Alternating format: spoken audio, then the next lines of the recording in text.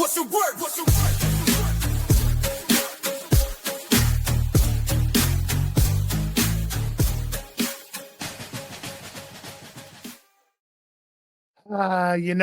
It's the bees of boxing. It's myself, Chris Tidwell, and the man, as always, Steve Swift. I've got a few questions that I want to ask you guys, though, because we are a week away from one of the biggest fights that they've been promoting for a long time. Finally, it is Independence Weekend, and Canelo Alvarez is going to grace our presence with another outing inside of the ring, and this time against Terrence Crawford.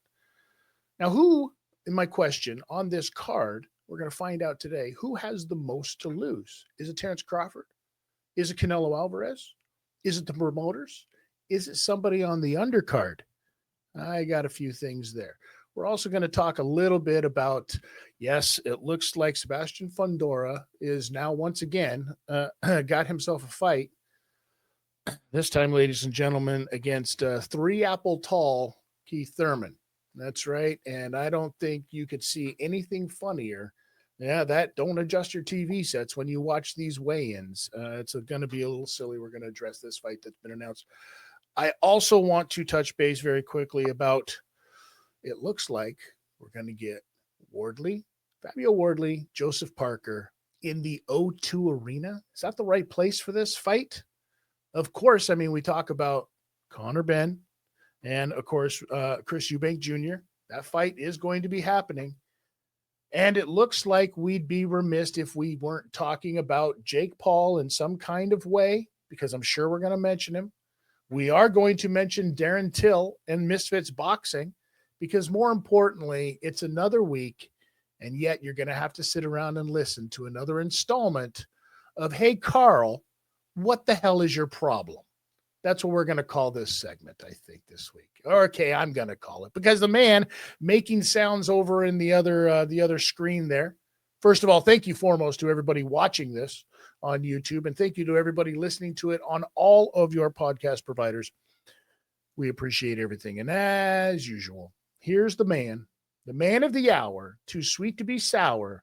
I'm not talking about Larry Sweeney. God bless his soul. Shout out Larry in heaven. Talking about Steve Swift. Steve, how you doing today, brother? I'm all right. I'll make your back crack and your liver quiver. It's on my CV under special skills: horse riding, back cracking, liver quivering, all of those things. Yes, I'm very well. It's late here. It's 9 o'clock in the evening. When you get to my age, you need a good malted milk drink and a nightcap. And I do wear one. Well, I mean, when you said liver quiver and back crack and the riding of the horses, I thought you were describing tequila. That's pretty much, it does all of those things as well. Yes, I think you're right. Do you guys actually over in England, do you get any good tequila? Well, we get tequila. I don't quite know. I mean, I don't know what the exemplar of tequila is. I mean, okay. That might be, is that Sammy Hagar stuff? Yeah, that he tells us is so good. That's the exemplar. That's the best tequila you could possibly get. Oh boy, I wouldn't wash my shoes with that stuff. That is horrible, horrible stuff. Yeah, no. Okay, let's get into this, because, like I said, we are a week away from Canelo Alvarez, Terrence Crawford, and this is a fight that we've been talking about for a while now. And next time you hear us talk about this fight, it'll be because there's a winner in this fight. And that means that there's a loser in this fight as well. And you look at some of the undercard of this fight, and everybody's been talking about, well, the fans are going to be the losers because the undercard seems to be a little weak. Now, I don't see it as that, to be honest with you. I look at this as a way for a lot of these guys to show up and show out. This is the underlying thing that I see in all of this is who's behind this, putting this one on. Yes, it's Netflix. So if you have a Netflix account, you're covered. There's no more pay-per-view stuff like that. But I don't mean that. I mean this brand, this TKO brand that they're bringing in to promote this thing. we're talking about Dana White, who we know is going to be moving over into another role, I'm sure, and we'll be talking about that one again, even though we've already mentioned it. Go back and watch the history books and you'll see it. Steve, my question for you, though, looking down this card, I'm going to throw a couple of fights out there. You've got Terrence Crawford, Canelo Alvarez at the top. Lester Martinez, Christian and Billy, Callum Walsh, Fernando Vargas Jr. Those are your three, your main, your co-main, and your feature fight. I don't understand what people are complaining about on this card. Out of those three that are put into that position, who do you think has the most to lose in this case? Well, clearly Canelo. I mean, he has the most to lose because he's because of his ego. Terence Crawford has nothing to lose here. Absolutely nothing to lose. You know, he's got a ready-made excuse. Not that I think he's that kind of dude. You know, I don't think he's kind of, oh well, you know, my little toe was hurt, so I couldn't punch. Mr. Hay? You know, not like that. He's not like that. But he's got a ready-made excuse of, well, actually, I came up in weight hugely, and you know, it was an experiment, and you don't know until you get there, do you? You know, you can do that in sparring, but when you get in the ring, that's when you really find out.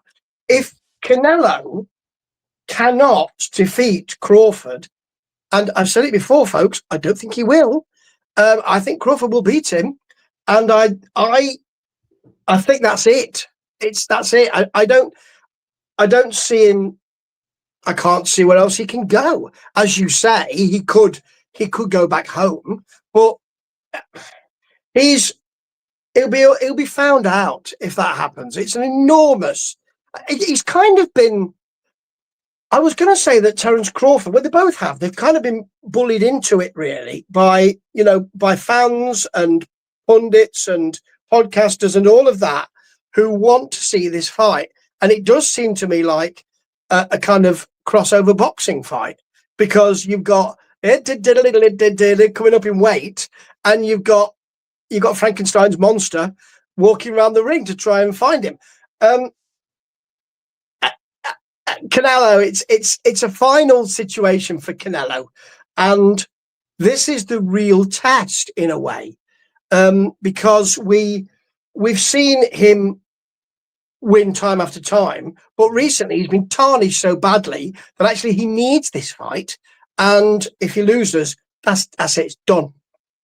You're right. He does need this fight. I mean, it is Independence Weekend, so that's always a big thing. It's almost like, oh, Canelo's, here's another one.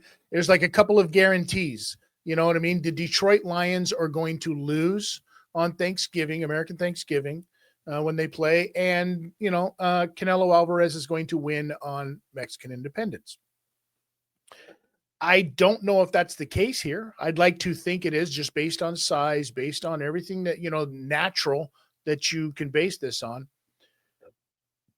Canelo Alvarez, don't get it twisted, is a weight bully in this one. He's made this guy skip 2 weight classes, which is a smart move for anybody. And we're going to get into that in a second, a little bit later on, as to why you don't want to fight at that, at that one right in between there. But I think that neither one of these guys are the ones that have the most to lose in all of this. I think that Canelo Alvarez, let's say Canelo Alvarez loses in this. No big deal. That's just, okay, you've gotten rid of some belts, but everybody knows that money fights are still out there. And this retirement, old-time league, that you've been talking about, it'd be a perfect spot for him. Absolutely. That's the biggest money fights without any belts involved that you could possibly have. Terrence Crawford, if he loses, then I think that, he just goes right back down to where he was, right, at 154. And he continues, he fights, Boots. He fights Ennis, and he goes back and clears out that division. I don't think he goes down 1 weight class. because then he's stuck fighting guys like Sebastian Fundora. Uh, and we're going to get into that in a second. I think probably the most to gain in this, maybe a little bit to lose, Christian and Billy, because Christian and Billy is a guy that should have that fight with Canelo Alvarez, but nobody knows who he is enough. That's the problem. I think that if him and Lester Martinez have the fight that we anticipate they're going to have, both of those guys are going to be able to write their own check anywhere. This is the fight of the card, if you're asking me. And there's a reason why it's the co-main. And if Christian and Billy has a good outing in this, which everybody's expecting him to do, then that is the obvious next professional fight for Canelo Alvarez. But then I say professional fight because we know dollars make more sense. And if Jake Paul comes at him with the right dollars, then that will make sense. There you go, Jake, number one. The person who I think probably has the most to lose in all of this is Callum Walsh. And I'll tell you why. Callum Walsh is the guy that has been touted as the TKO boxing guy. He's had Dana and Dana's brand behind him for the last little while. He's 14-0.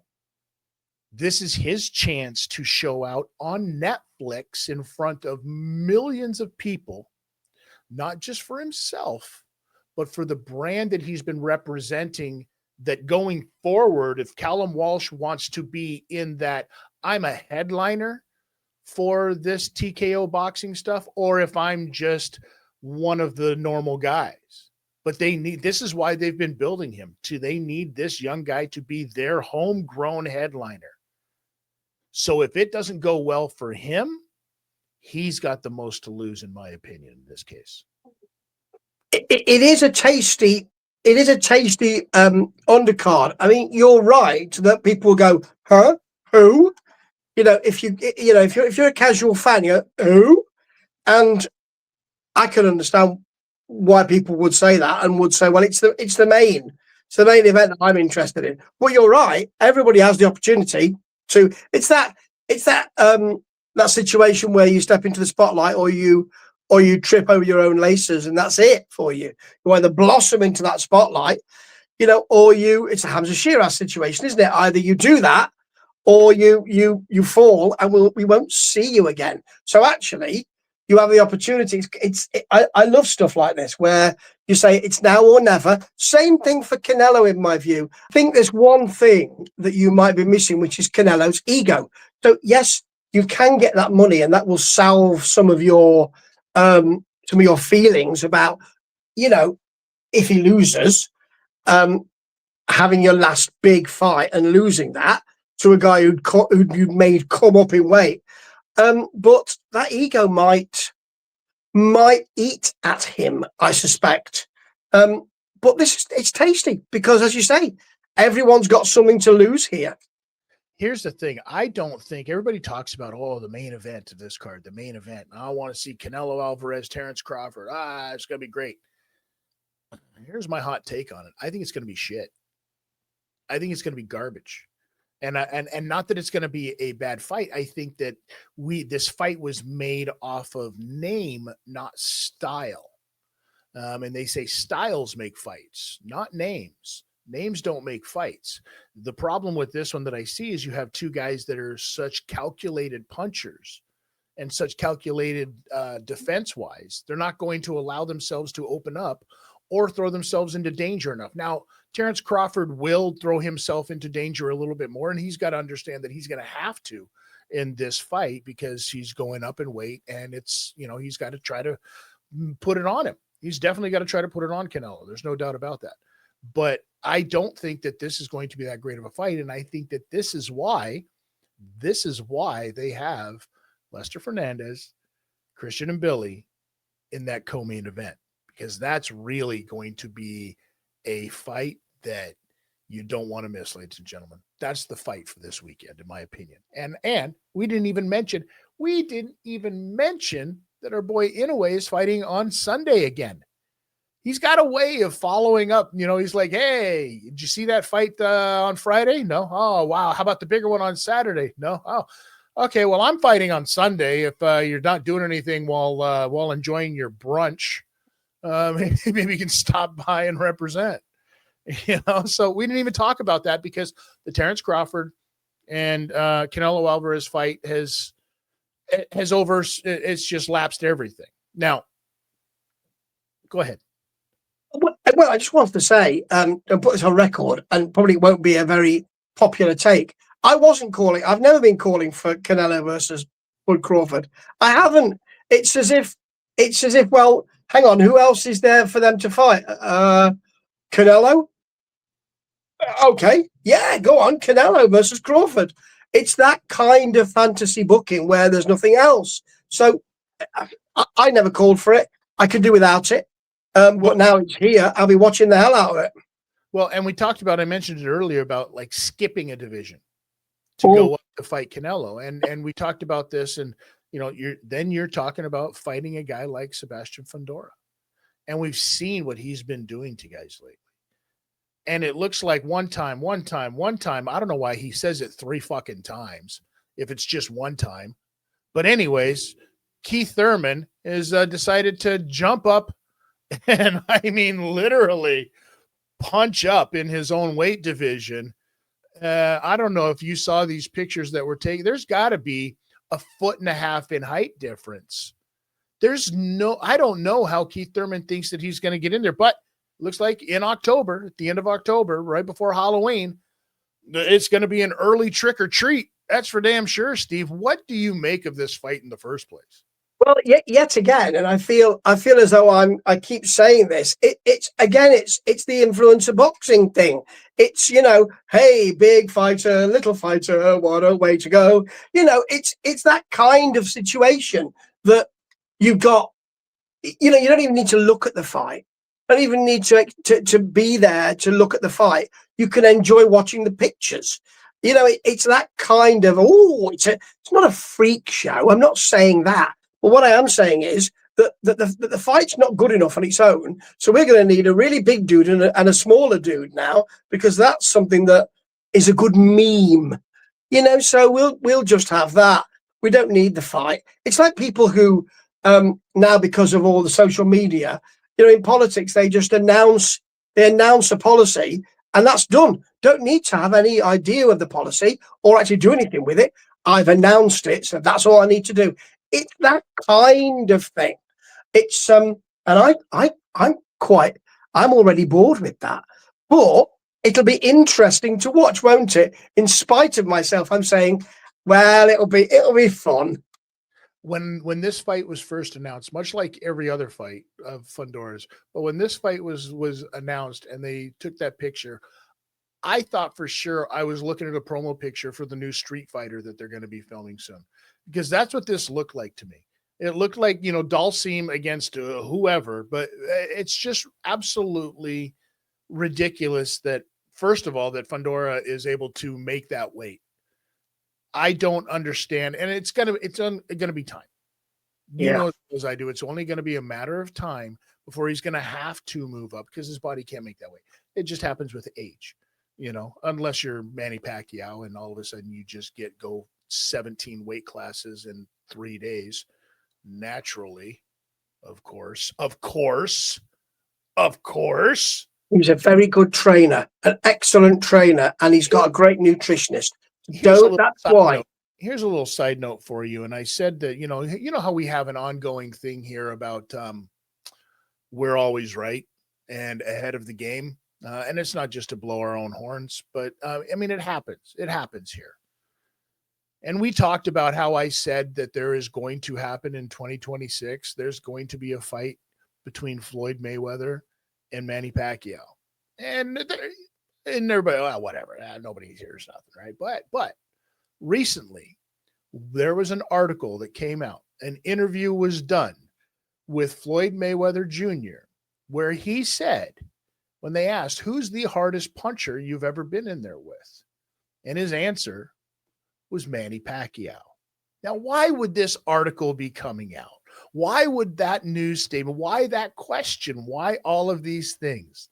Seeds are being planted, ladies and gentlemen, and you don't even realize it's happening unless you listen to us right here, because we'll tell you. Because this is exactly what's happening. This is exactly what's going on.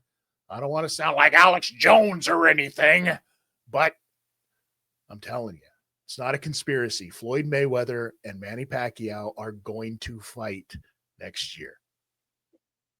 Yes, I think that's absolutely right, and more necessary now than ever after Mayweather's recent announcement of his next opponent. You know, we need, he'll need something to take that nasty taste away, because you know, not only is it something I'm not interested in particularly, he's not ahead of the curve. So Jake Paul is ahead of the curve now, and that's something that Mayweather won't really, I suspect, like, because he wants to be the main guy. And Jake Paul already fought Mr. Tyson. So actually, if you're looking to do that, then I don't know why you've chosen him, because we've already seen he can't really do even 3 rounds now. And it wasn't very good. And what you're doing, you've got sloppy seconds, mate. So what's the point of that? Exactly. Now, moving on up, I got a question for you, Steve. And I'm going to need your insight on this one, because you live over there and you have a lot better thumb on the pulse. That's right, the thumb on the pulse. So double pulse. Why, first of all, why is there a fight between Fabio Wardley? Okay, I got to get this. Okay, I'm going to try this again. Why is there a Wardley Parker fight happening? First of all. Second of all, Steve, why is it happening at the fucking O2? The thing is that I think it's that well, Usyk's pulling the strings here, isn't he? Because really, the Parker camp has said, "Oh well, stodge you then. I'll just go and fight someone else. You'll do." Because he can't wait like for me. Hey, that's exactly what it feels like to me. Yeah. I don't think he could take much longer to say, well, hang on a minute, let's see who we've got, because the protracted Usyk stuff, that feeds into that. I'd be saying, and you'd be saying, I'm sure, well, it just feels like the Usyk stuff now. Now you're going to see who you want to fight. That's going to take a few weeks, isn't it? Right, Wardley, have him.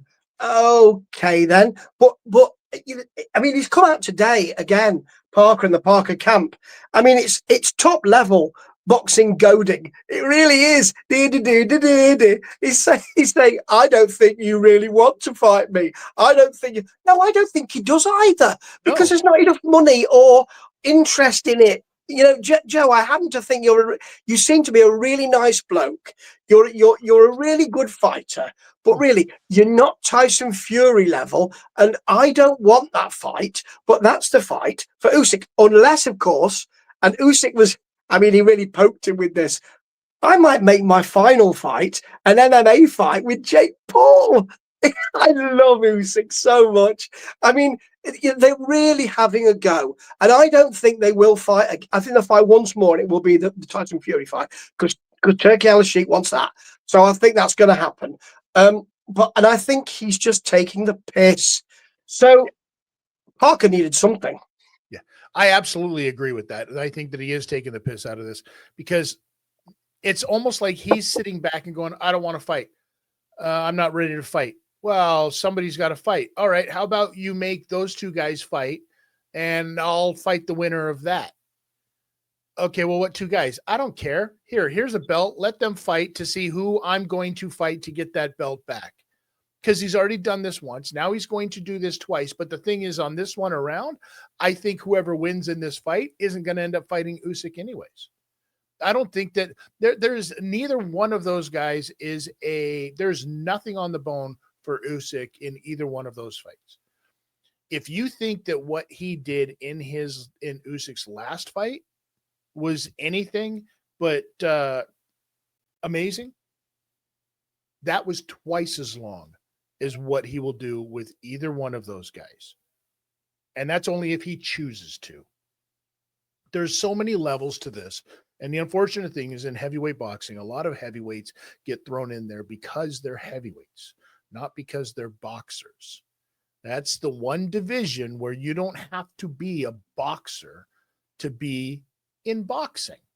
And that's the bullshit part of the business. Another B that we talk about here on the Bees of Boxing, right? Yeah. And the thing is that there are lots of people, and we talk about the burgeoning British heavyweight picture, and it's great, but the word is burgeoning. It's not there yet. Right. So, you know, you can perm anyone, can't you, from 3 at least? So, I mean, Moses Town is a different matter, but you could have had David Adelaide in there, couldn't you? Could have had him in there. You could have had Martin Bacoli. You got Fabio Wardley. So any of those would have done, you know. I can't imagine that Wardley, I mean, he's got a puncher's chance, but I can't imagine it's going to end well for him. It won't mess his career up or anything because he's still learning. And, you know, and Parker, you know, he said, I mean, what the WBO said is, oh, well, you know, Usyk's got to fight. As you say, they said he's got to fight the winner. Has he? Oh, he doesn't.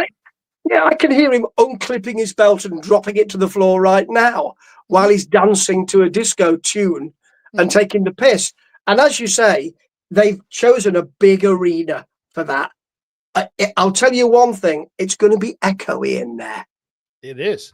It is. I feel like this is going to be an event where there's going to be like a bouncy castle in the corner. There's going to be like a dunk tank, maybe like get your face painted over there. This is the fight that's going to be happening in the middle of a carnival. Bring your kids, only half off for seniors, you know, and you get 4 free ride tickets along with your admission. That's what this is going to be. Yeah, get a turkey dinner. Get a turkey dinner while you're watching Wardley get the shit beat out of him. And then afterwards, after Joseph Parker has beaten him, he can get on the turnbuckle and jump into an enormous ball pit. That would I paid to see that. If they were to set up and let them fight in the middle of like, you know, one of those medieval times dinner theater shows that you can go to. Yeah, I'd be okay with that. That would be fantastic. I would be more interested, Steve Swift. I would be more interested in seeing Parker and Wardley in a jousting competition on horseback than I am in watching the two of them fight. I would love that with the ref checking their visors. And visor, okay? Yeah. Right? How about you, Joseph Parker? Put him in full armor, chainmail, full armor. Give him a couple of swords, just let them go at it. So the first 3 rounds, you get the horse, and then after that, you get the mace and all of that, and the shield. You varlet, I'll have you, you varlet, and all that kind of stuff. And you don't get a spit bucket you don't get the bottles. You get a cup of mead. That would be great. Of honey mead, and Usyk is dressed up as the princess up in the top of the thing because that's that's literally who you're trying to get a shot at. And he's like this. He's like this the whole time. Yeah. It's unbelievable that they think that this is going to actually do anything. The only other thing that I can think of that is more of a nothing burger and more ridiculous, in my opinion, is the pandering. That's right. I'm going to say it right now, right here, right now. The pandering that one Mr. your friend, your good chum, your buddy, Carl Froch, is clearly, look me in the eye when I say this. No, he's not doing this at all with Darren Till right now. Listen, we'll rewind it a little bit for some of you that may not have been paying attention, but Darren Till, after winning his fight at Misfits Boxing, called out Carl Froch. Carl Froch was there. Carl Froch said, I don't want nothing to do with this. And then Carl decided to put out a video on his own little YouTube channel talking about how, you know, he doesn't need this. And he watched Darren Till get sparked out by this person and get choked out by this person and get choked out by this person. Carl, stop with the MMA references, because if you wanted to go that route, then we're talking kicks. And I'm telling you right now, you're not taking one kick from Darren Till. We're talking about boxing, straight up boxing. So let's talk his boxing compared to your boxing. The one fight that you know that you want is the Groves fight. Well, that's not going to happen unless the two of you end up in the same retirement home someplace down the line. Or maybe you can get on the Wardley Parker sideshow. I don't know. That might be a thing. Groves ain't taking that fight there, Carl. Sorry. And you know he's not. You know the only fight that's going to be available to you out there to keep your name in the limelight is going to be fighting an MMA guy who's making some noise in crossover influencer boxing. This is where your stock has fallen so far down the line that you couldn't just walk away from boxing and be gone. No, you had to pull a Paulie Malignaggi and open your mouth and end up in this mess. Well, what's going to happen is Darren Till's going to end up fighting you. You're going to sign that contract. You're going to do it for a crossover card. Stop pretending like it's not something that you don't need. Stop pretending that it's beneath you. Stop pretending that you're better than that. You're not. You're not better than that. And you're going to be broke. We all end up going broke at some point or another, or our limit gets down past that level that we have that comfort zone. So just take the fight. Don't try to string this thing along either like, I don't want it. Oh, and then all of a sudden you have it. You want it. You know you want it. Carl, look me in the eye when I say this to you. You want it so bad. You can't have anything else but this. This keeps you up at night right now. I guarantee you it does. Doesn't keep Darren Till up at night, but it keeps you up at night. Darren Till ain't making videos about it. You are. Stop the games, Carl. Sign the papers. Get punched in the face by an MMA guy. You afraid? You might be a little afraid. You might be a little afraid, Steve. Well, yeah. Thank you for that.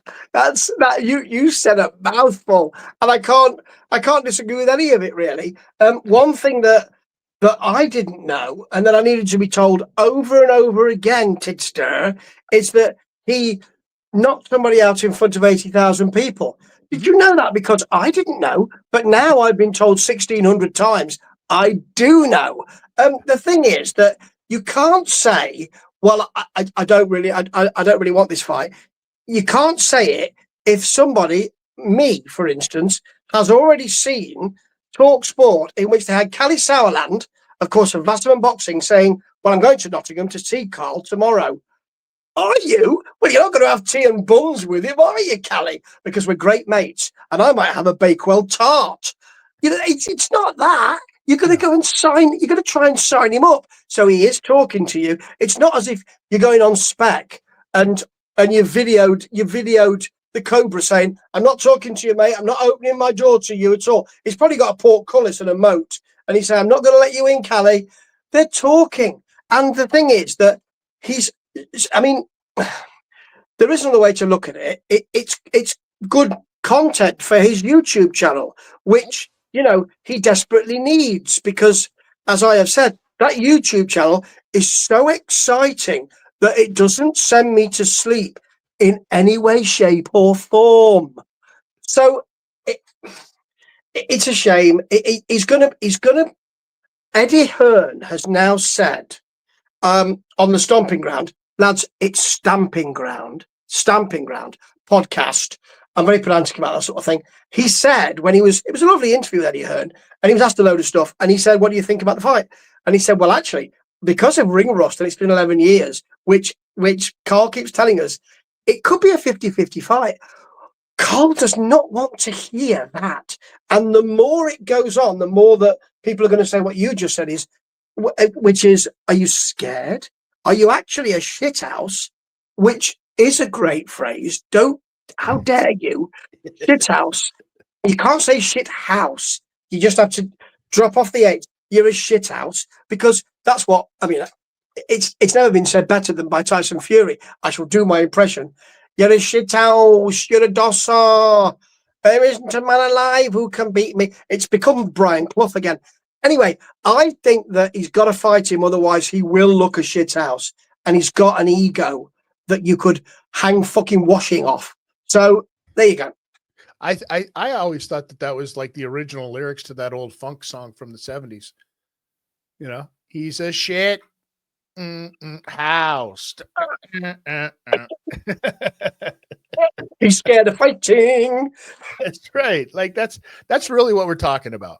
Because we live in this era where we've already seen it happen with Chris Eubank Sr. and Chris Eubank Jr. with the I'm not talking to my son, only to make the greatest pop ever, which everybody knew that this fight, that last fight between Ben and Eubank Jr. was not about them at all. It was about the dads. So there was no way in hell the dads weren't both going to be there. But the constant, I'm not gonna, I don't like him. He's not cute. I don't want to go to the dance with her. She smells bad. Shut up, you weirdos. You're all acting goofy. Stop it. Right. But we live in this age where that happened. And so Carl thinks that he's going to play this, I'm not looking at you, and then secretly, pull Darren Till's hair behind his back, and send him notes and stuff like that. Listen, just make this happen, man. Everybody, there's no shame. Are you saying that Carl Froch wants to ask Darren Till to the prom? Is that what this is about? I was going to say he's probably, it strikes me that Carl would ask Darren Till more to Sadie Hawkins than to the prom. That's what I'm saying. And I think we know how the rules. I think we know how the rules of the Sadie Hawkins dance go, don't we? You can say that if you like. You're across the pond. I mean, he's 2 hours away from me, but he's 2 hours away. And in a plane, he's probably 40 minutes. So just stop. However, it is making Carl look a bit, it is making, I had a terrible, I was really popular once. And remember that 11 years ago? Yeah, well, I mean, Neo Soul was popular then. The Spice Girls were in the sodding charts. I went to see the movie. It was awful. But, that's a different time. So George Groves has got to be thinking, because he seems quite settled, George. He's got to be thinking, oh, dear. What would be the greatest thing for George Groves to do is to put out a little video saying, Carl, here you're looking for a fight. Well, I got a guy for you. In steps Darren Till. Buddy, you shithouse. You're a shithouse. You're just a shithouse. It'd be the greatest thing. Groves could be like, no, I'm out. I'm not doing this. Here's the fight. If you want to fight, here's the fight. Are we doing a Rocky 3 and I'm his trainer? I've just written it for you. Groves is in Darren Till's corner for the fight against Carl Froch. That's brilliant. I'm tuning in for all of that. Listen, Tidster, we just written it. We've just written it. This will now be happening. You know it will. Yeah. You can send those checks over, KSI, prick. I don't want no cases of that prime swill either. I want cold, hard British pounds. British pounds. It just never sounds right when somebody else said it. British pounds. I want you to send me a trunk of sterling. I wanted a £1 coin and a £2 coin with the king's head on it. Forget it. Just send us a couple of Bitcoin. We'll be fine with that. Yeah, I know with that. What it's worth. Just send us one each. We're good. I don't know how it works at all, but I really want one so I can be cool. Yeah, right. True, I got an 8 to a Bitcoin. I think it's worth about £500,000. British pounds. British pounds. Always British pounds. You're quite right. The pound sterling. Oh yeah, they've got Uh, the best tremendous. currency. Yeah, I mean Uh, the thing is that KSI has got to be loving it. yes. It will be happening on a Misfits card because Yeah. we know that he said it twice now at Carl Froch. I really enjoyed that card. I was really pleasantly surprised. Brought young people in. Needs the young people, does Carl, because young people can't remember 11 years ago. So he needs True. the young people. It's absolutely true. And if he wants to try to stay relevant, doing what he's doing, and if that's what he's into, then go do that. It's the best Yeah. shot for you, and you're going to make money doing it. And it might open up some other doors. As the Brits would say, Carl, stop being a cunt. You can't drop the C bomb. Yes, I can. Okay. I almost certainly can. I was going to tell him, as I did in a podcast recently, to defecate or leave the area of the pot. But you're far more direct. That's good. That's good. My mom used to have one that she used to tell me all the time. It was biblical. She would say, "Go ye forth and multiply thyself." That's correct. That's yes, a good indeed. Well, he's kind of, as you say, he's reeling us in, but we've seen it all before, and he's not good enough at it. Yeah. Darren Till is very good at it because all he's got to do, sit back, as you say. He's got real charisma, Darren Till. I think that when they do, I think the fight might not be as interesting as the head-to-head, because I think Darren Till will run rings around him because he's a natural talker, and Carl Froch ain't a natural talker.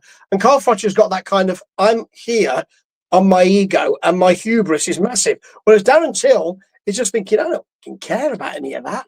100%. Has Carl Froch achieved more in boxing than Darren Till? Absolutely. No doubt about that.